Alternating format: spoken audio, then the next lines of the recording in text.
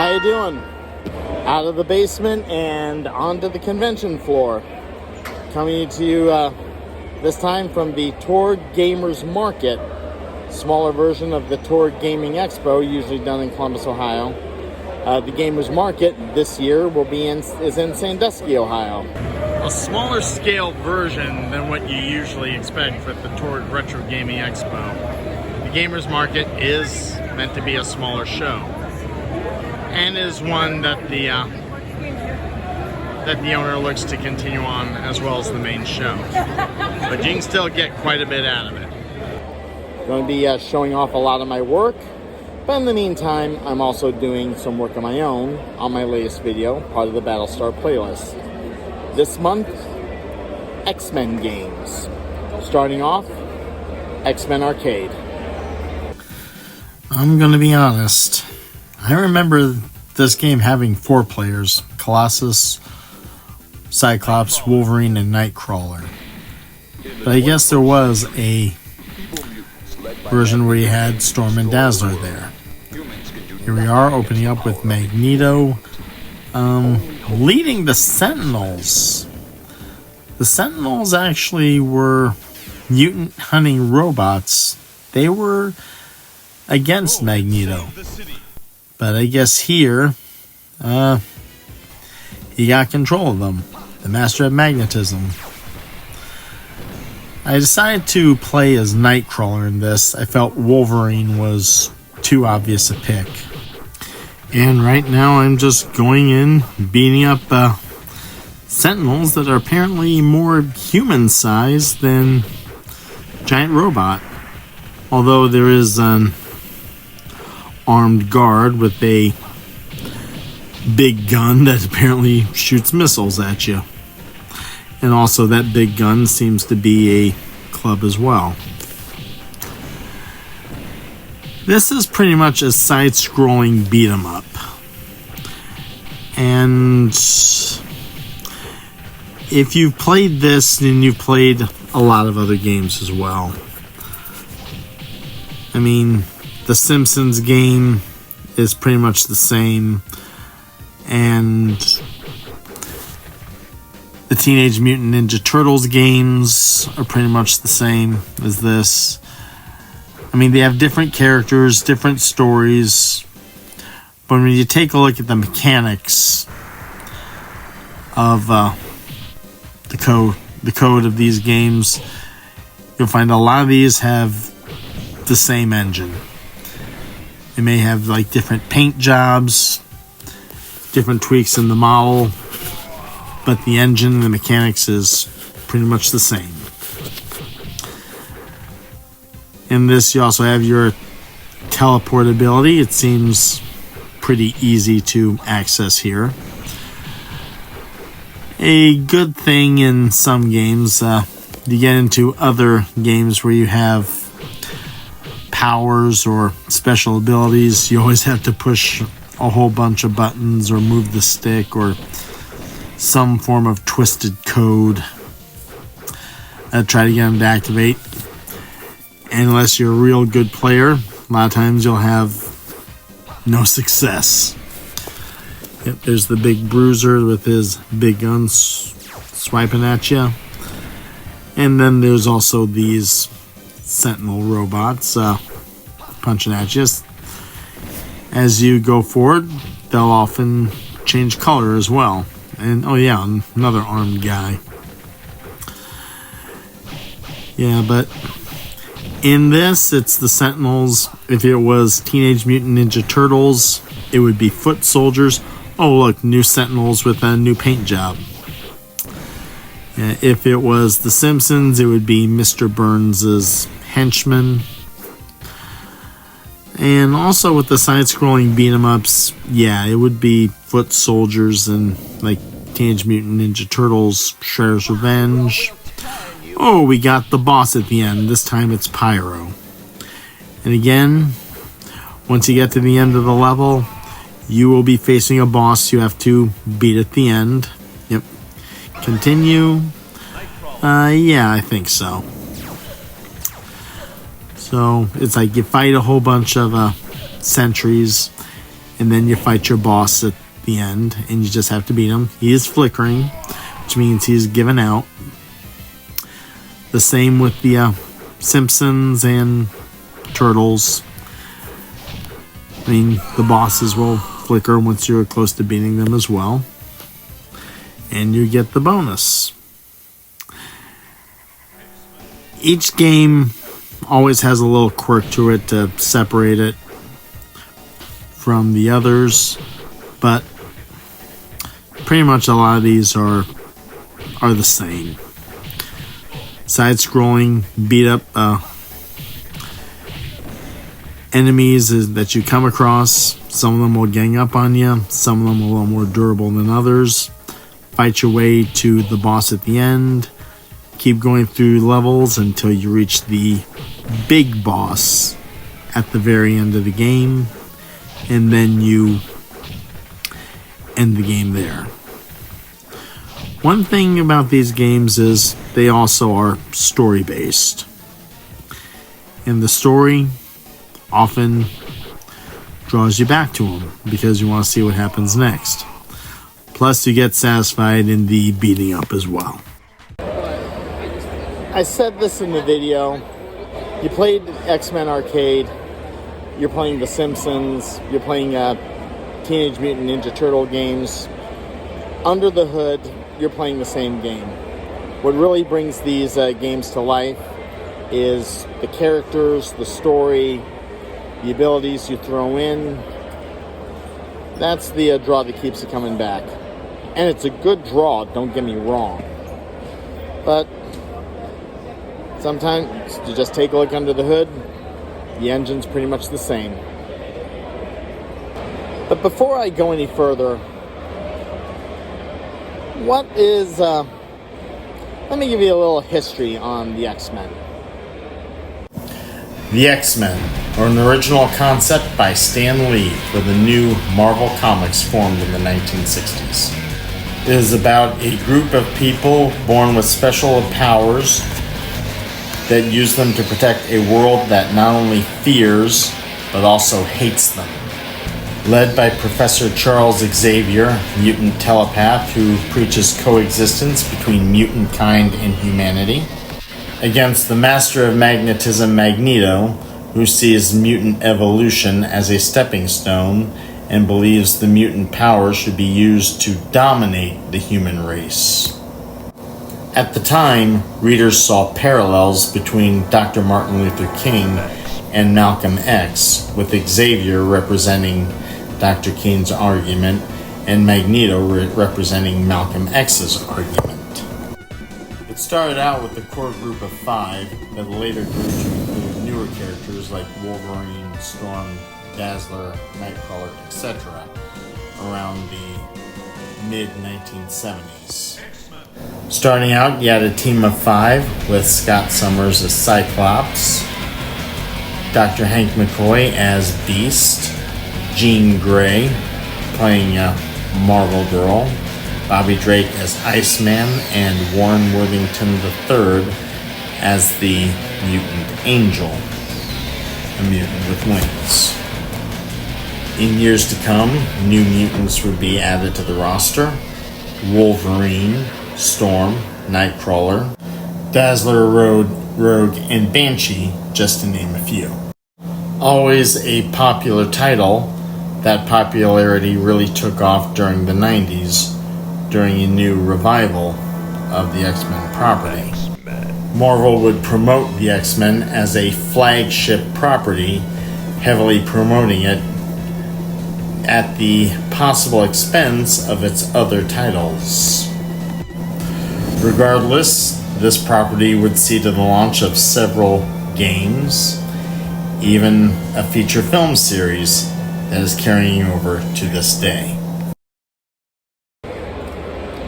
From comics to games to movies, the success of the X-Men would spawn a feature film. Directed by Bryan Singer, produced by Tom DeSanto. That movie would also be a launch site for a possible Battlestar Galactica series. a series that would wind up not to be. Around 2000, the X-Men were so popular, a movie was commissioned. Directed by Bryan Singer, produced by Tom DeSanto, starring Patrick Stewart as Professor X, Ian McKellen as Magneto, James Marsden as Cyclops, Halle Berry as Storm, Famke Janssen as Jean Grey, Kelsey Grammer as Hank McCoy, Anna Paquin as Rogue, and Hugh Jackman as Wolverine. The film deals with mutants as an oppressed population as they were born with powers as opposed to regular humans. Professor X, played by Patrick Stewart, takes on the Martin Luther King Jr. approach for a peaceful coexistence, while Magneto took on the Malcolm X approach, saying that they were in for a fight for survival and mutants should rule over normal humans. Superhero films existed before, but unless you were Superman or Batman, you were kind of regulated to the B-movie bin. X-Men changed the rules to that as it became a blockbuster and put Singer and DeSanto on the map. Not to mention it would be the first steps to laying down the foundation for what would be known as the MCU. Looking for new properties, Singer and DeSanto turned to Battlestar Galactica. Universal was surprised that there would be interest in this property, but DeSanto saw the interest in the property generated by Richard Hatch's Second Coming and Glenn Larson's Pegasus story. Both felt the property was worth visiting, and they saw if they could bring it to air. It was here where the focus really was about the one who had run the property rather than the property itself. While favor was more towards Hatch due to his appearing at fans at cons promoting his Second Coming trailer, he said he favored any effort to bring Galactica back to air. Richard Hatch had the man of the people vibe to him. Glenn Larson was considered a member of the Hollywood elite. Singer and DeSanto, while popular, were very secretive about what they were going to do. Very little info came out except that it was a continuation and had Glenn Larson's blessing. False images of a Cylon field assassin, however, was distributed, an assassin that would be called a Trilon. However, due to 9/11, production would be delayed. A conflict then generated with Galactica and Bryan Singer's X-Men 2 sequel. Singer was scheduled to do both. Singer would ultimately choose to direct X2, but he would still share an executive production credit with DeSanto. Fox would then pull out, leaving DeSanto scrambling for a new place to air, not to mention a new director. The Sci-Fi Channel would ultimately accept, but control would be turned over to Ronald D. Moore and David Icke, who would opt more for a hard science reimagining, forcing DeSanto and the continuation out. As for the fans, I'll discuss that next video. The story would open in a classroom where it would discuss the Galactica and the Pegasus reuniting, only to be separated in a great battle where Adama would lose his life. For yarns, the colonial nation would wander through space without their Moses until they came across an asteroid field which would have every resource they would need. So they would essentially stop and build Las Vegas, becoming a fallen people that would worship the golden calf.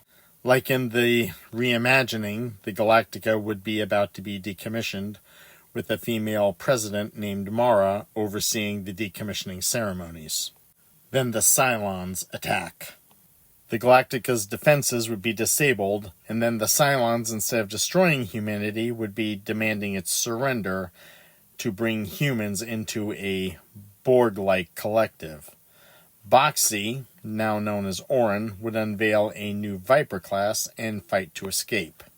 The journey of the ragtag fugitive fleet would be resuming in it after a great battle, with Orin taking the lead, and Ahab having finally found his white whale in the Cylons. It would end with the Pleasure Station crashing into the base star, and the and setting the coordinates for Earth, only to find that they've been going in the wrong direction.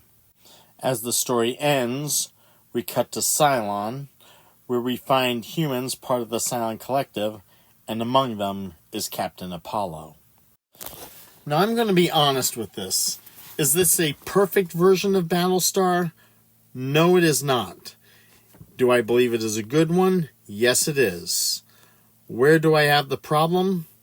Well, I will admit that the Cylon Collective thing sounded a little too much like the Borg.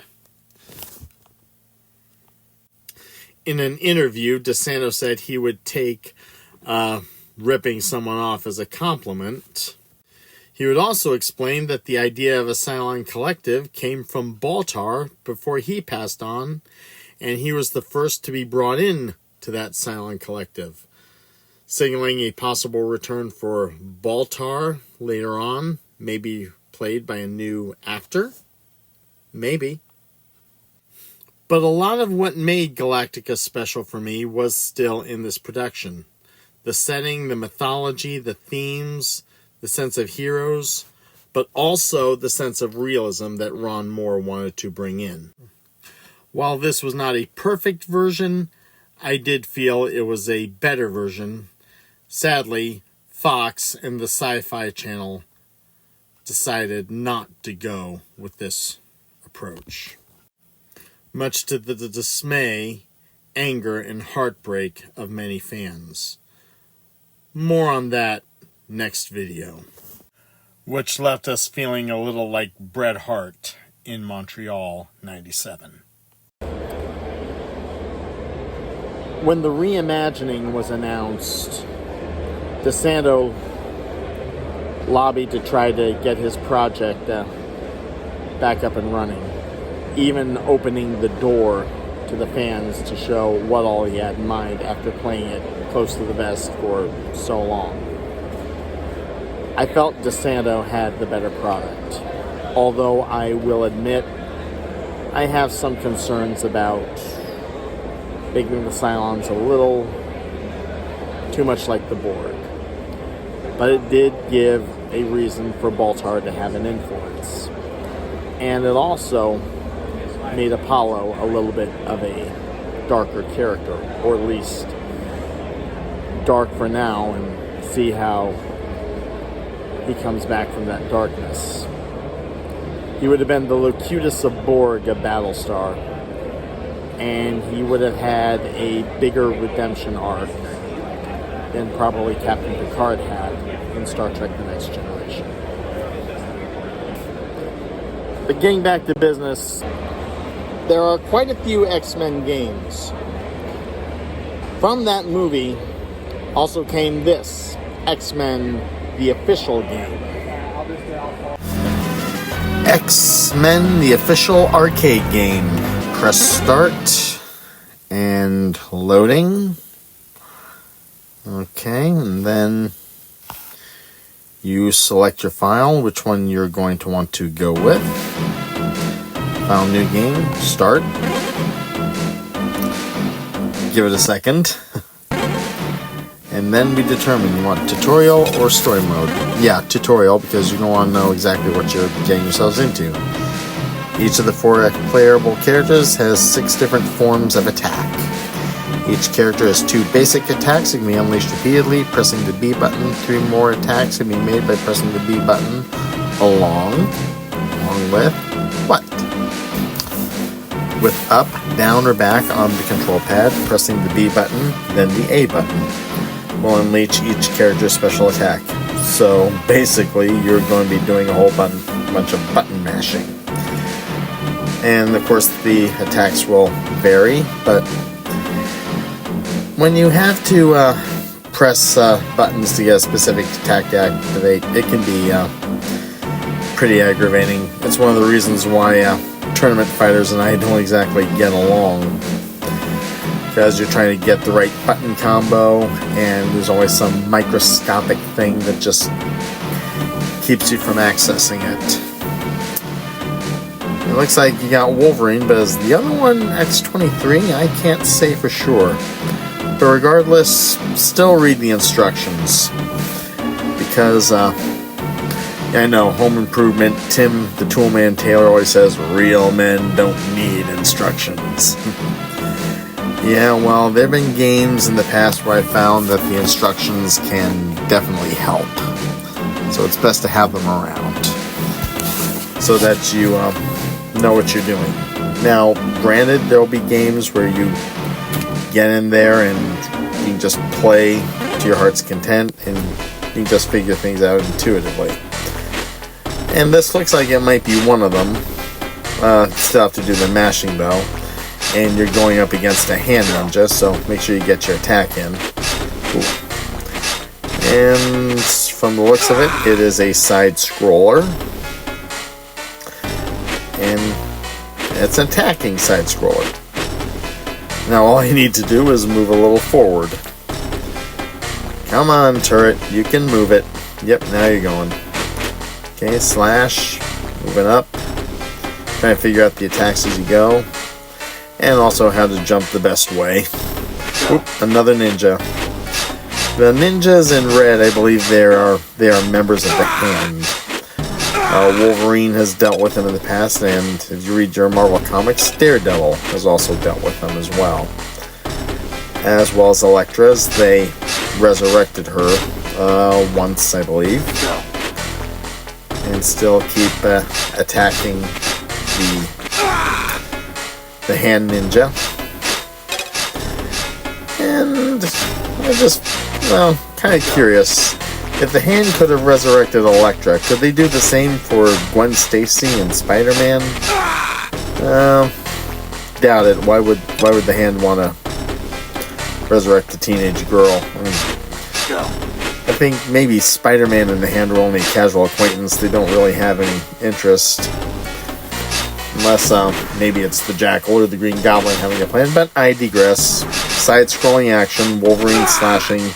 You're trying to wear down your enemy before he wears you down. And yeah, there was a health. Pick that up. I love some comic book chatter. But yeah, you're moving on down. Ooh, another Hand ninja. From the looks of it, looks like a side-scroller where you're just slashing ninjas. But I'm sure you'll have more enemies coming down the pike. Yep, that ninja's got up pretty quick. And slash. Yep, picking that up. Okay, the res your health. I guess the blue might be your endurance. Okay. Still have to get another slash in for that ninja. Now you got him. Okay, pick up okay. So now you just have to get out of there. I'm not slashing up. Can you climb up? Well, jump up. Alright. And yeah, just jump to the other side. Jump up, jump up. And again, more ninjas. Looks like it's a slash and bash of ninjas. Hold on a moment, I'll get right back to you. And okay, let's see if there's anything interesting here. Okay, ooh, look, a dog or a hyena. But yeah, just be careful you don't let him hit you too much.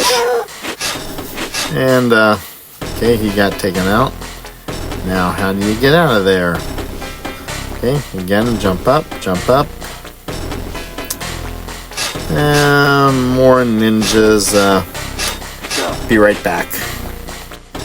Moving on, we've got a ninja and a rabid dog hyena animal. Backing him out. Oh.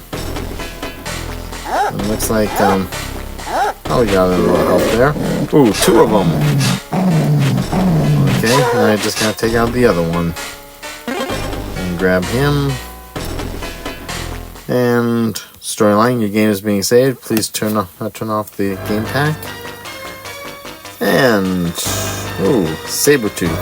Smelled something rotten. Where's Jean? Forget Logan, the girl is dead to you. Now without a fight. I was hoping you'd say that. So, we got us a boss level. Okay. Looks like, and of course the boss level is You gotta wear out the enemy before he wears you out. And right now he's wearing me out pretty dang quick. Okay, let's see if we can... We'll try to grab that cross, I guess, but also try to make sure you hit him more than he hits you. And right now he's hitting me a lot. I'm just getting knocked down pretty quick. So you got ninjas, you got hyenas, you got obstacles, you got side-scrolling, and you got a boss in the end. So pretty typical side-scroller, I'd say. And will I win this one? Not likely. Gone through a few more minutes, and did I get him?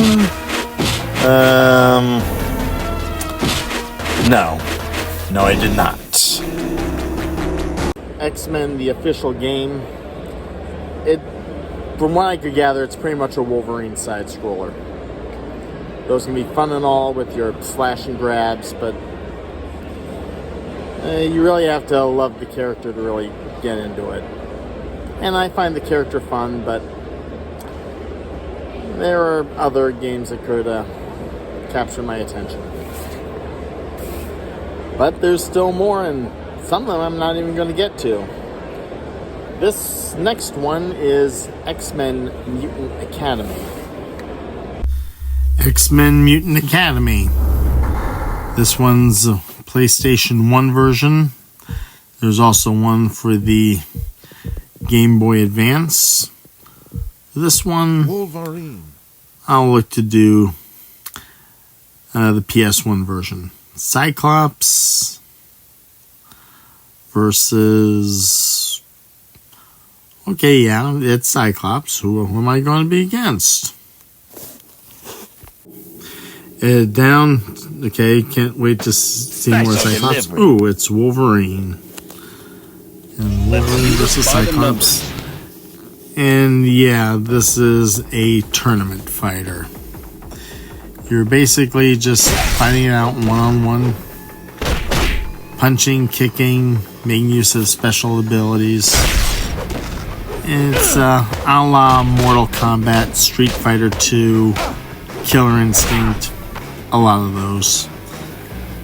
And much like with the Konami side-scrollers,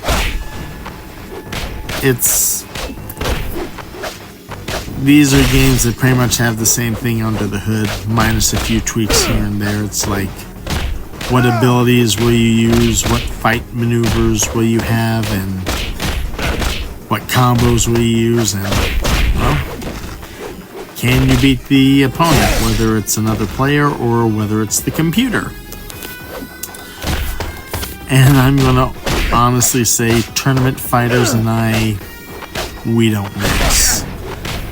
I remember playing Mortal Kombat in the arcade, just trying to get Sub-Zero's ice power to activate, and as I went through the motions of the buttons and the stick, and I couldn't get it to work. So, yeah. Oh, I'm punching Cyclops like a rag doll. And ooh, he's doing flips. And really happy on his blast.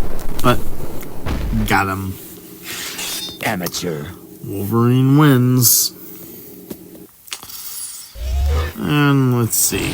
Once again, fighting against Cyclops. Alright. Bam, bam. Okay. Really taking it to him. And, of course, Cyclops is taking it to me. Ooh. Spin kick right there. You're going to get a lot of these abilities. And you're going to be trying to figure out how a lot of them work. Some of them you'll succeed with.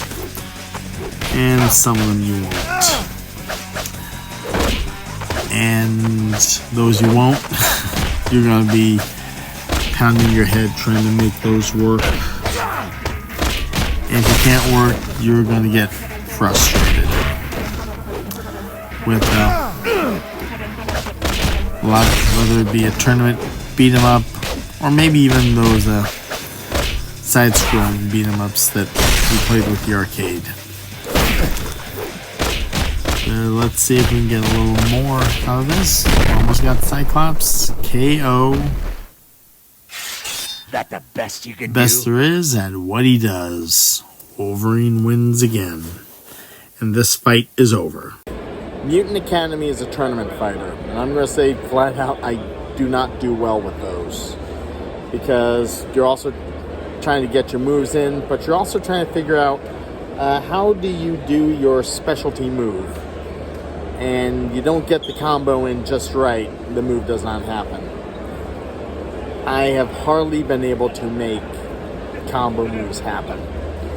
Any I have been able to make pretty much by accident. You have to get it exactly right,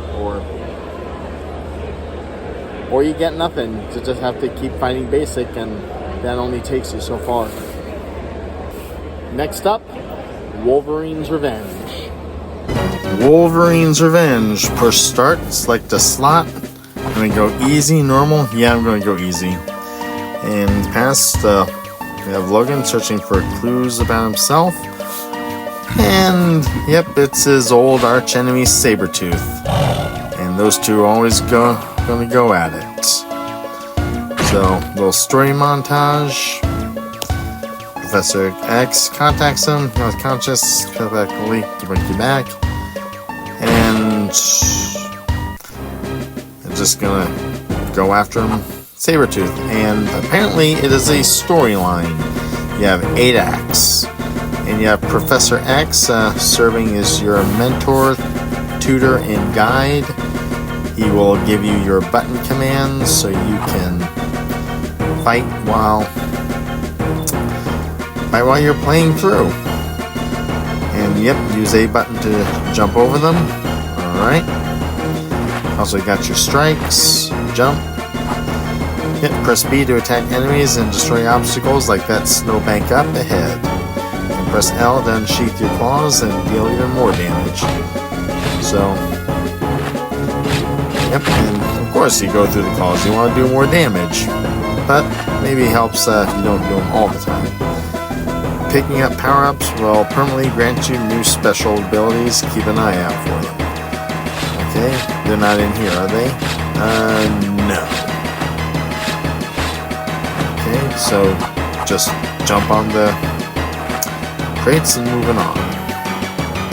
Oh wait, I'm going to this one? Yeah. Dash power-up. Hold R and press right or left to dash. Right, but now how do you get up there? Okay. You can run over? No. Okay, so how do you get up there? I'll be right back, see if I can figure this out. Looks like I'm going to be doing a mega jump. Got it. Moving on. There are enemies ahead. They seem to be Hellfire mercenaries. Be careful, Logan. Hurt, sheath your claws back in to enable your healing factors. So there's a good reason to put those away. Alright. These are those enemies Xavier was talking about.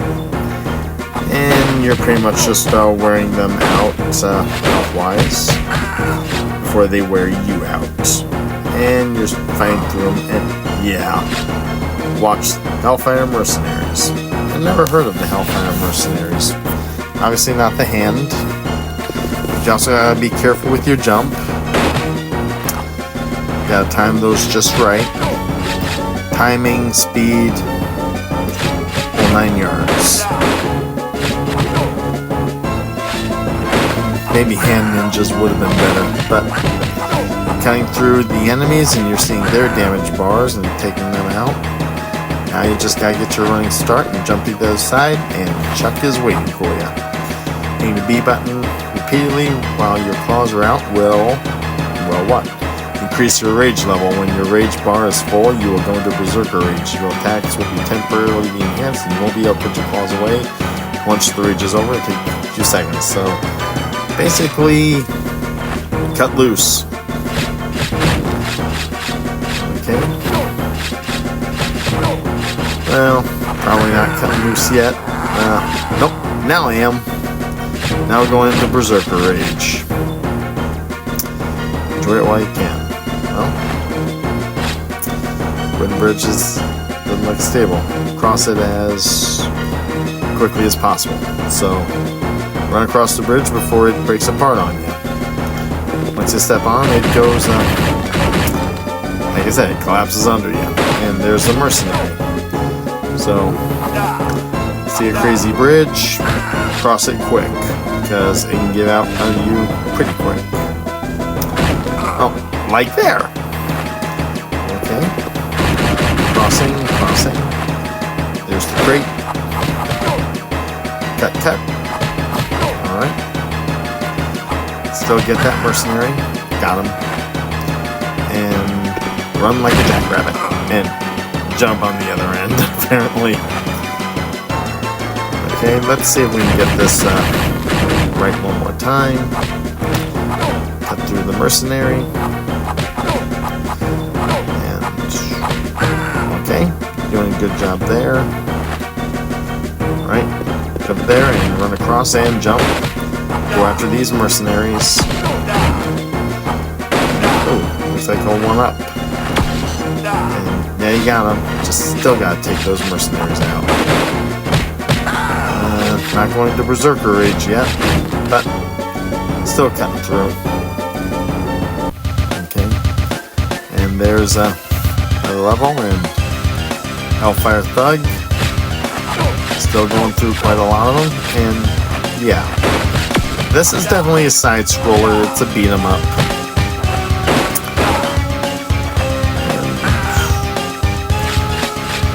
The character is fun and compelling, and the storyline really drags you in. And yeah, if you get a Berserker Rage mode, you're going to want to take full advantage of it.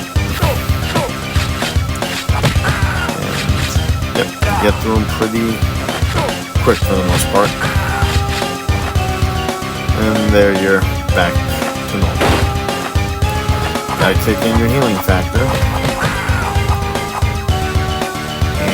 Got him. Now, again, back to the story mode, and I don't like the looks of this. They're going to move on. Saber tracks won't last long in the snow. And 25 kills. Yep, 0 of 1 modules. Save progress. Yep. Act 2. And I'll admit, Act 2 is as far as I got. Sabertooth's Trail. It's Sabertooth. Looks like it's payback time. Could be up to something dangerous than we realize. See where he's headed, follow you. I'll play it your way for now. And apparently in this one, you gotta keep... Yeah, you lost Sabertooth. You gotta keep him in view. You don't let him out of your sight at all. Otherwise, well, you're gonna go back to the beginning. So don't lose him. For the most part, Wolverine's Revenge is a side-scroller. And it's a slash and grab, but it's got quite a few extras to it. You've got a Berserker mode. You've got a real slash and beat. And at the end of the second level, at the end of the first level, you got to do a chase on Sabertooth. This is also done in a story format, as there's an 8 acts to this game, which I'll admit I have not gotten to. But sometimes when you're dealing with just a like regular side scroller or a beat 'em up or what have you, the story and the special features are usually what draw you in. They're the little tweaks that make a game interesting. It's like having a radio or a special feature in your car that helps it stand out more than compared to the others. Last and least only here, X-Men Reign of Apocalypse. I say least only here because when it comes to X-Men games, this is far from the least one. It's just the last one that I'll be covering now. Going through the copyright information, X-Men Reign of Apocalypse, and this is a Game Boy Advance game. Marvel, Activision, and Digital Eclipse. X-Men Reign of Apocalypse. Press start. Start game, multiplayer, load game options. Of course you're starting the games. You gotta start somewhere. Select your slot. Which one are you going to go with? Wolverine? Are you going to go with Storm?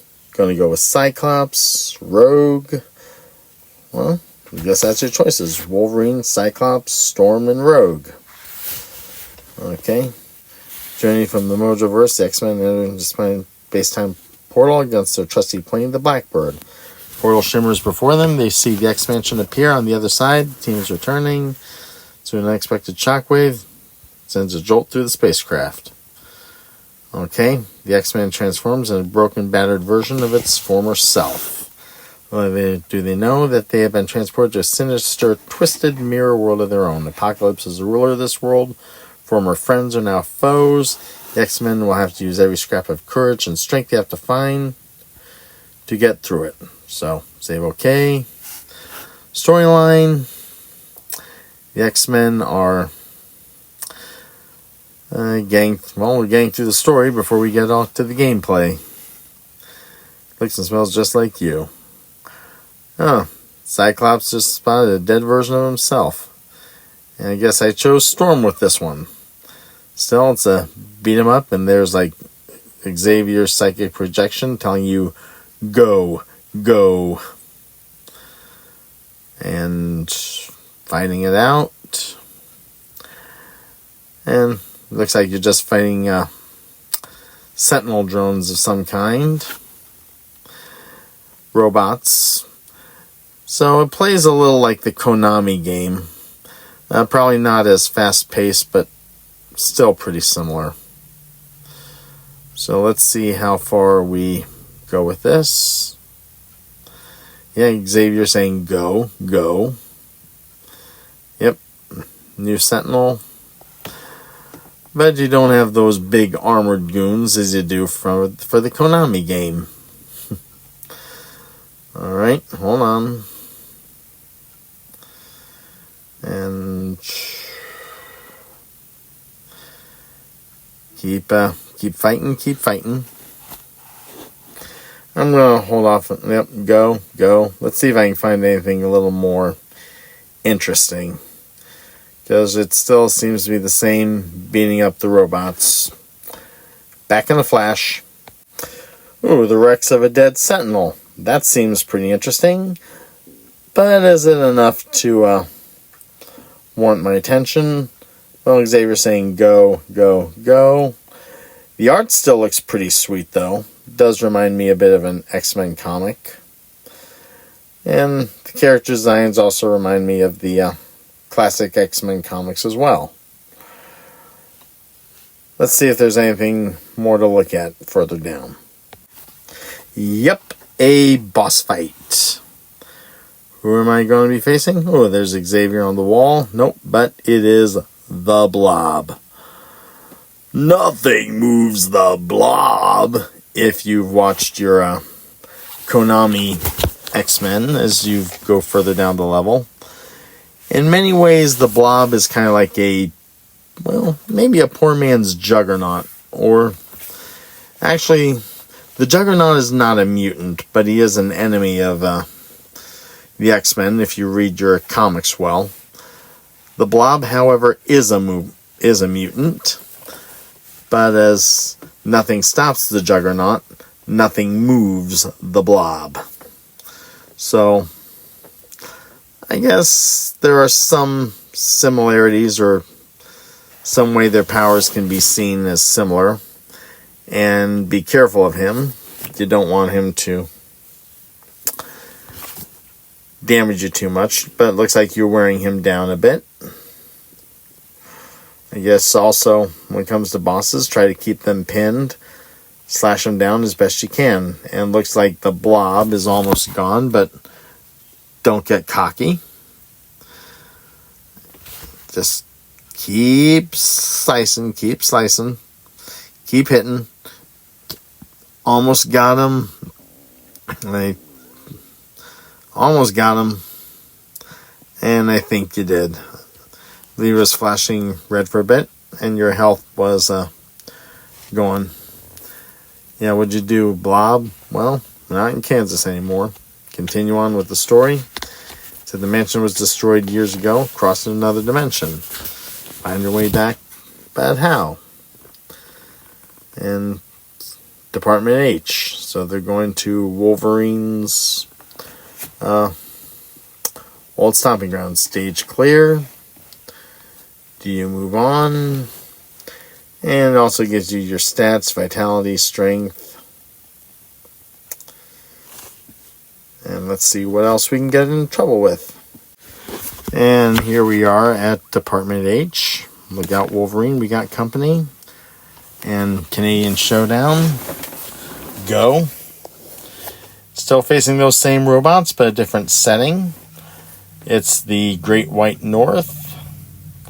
Icy mountains of Canada. Now, it's not all ice and snow. I've been to Canada a few times. It is very beautiful country.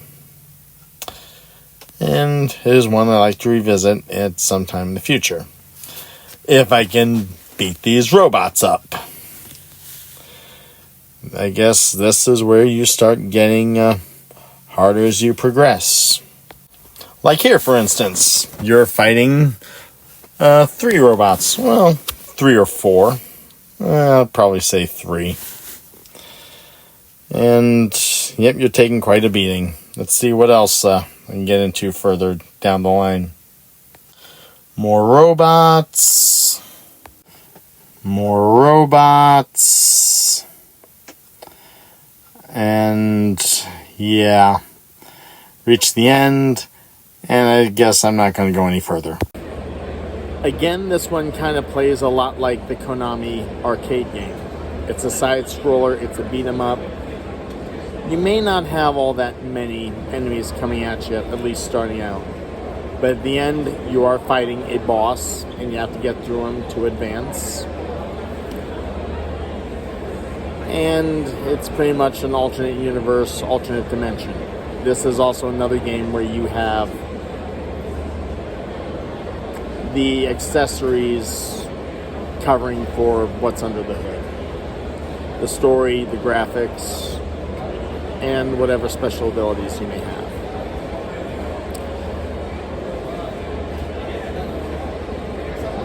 For the most part, the X-Men games I've come across have been pretty uniform. Side-scrolling beat-em-ups, tournament fighters. But it is the little things that make them stand out. And it really is those little things that help spice up the game. That's what draws you in when you're faced with something that could be the same anywhere else. It's always those little tweaks, those little additions, those little artistic flourishes that bring a game to life. And also gives it a little meaning to you, like it's a good piece of art. Well, that's it for me at the TORG Retro Gamers Market. Look forward to this event, possibly next year, as well as the big expo, which should be happening next year as well. I'll be looking to make the expo, and we'll see what other shows happen down the line. Take care, everyone.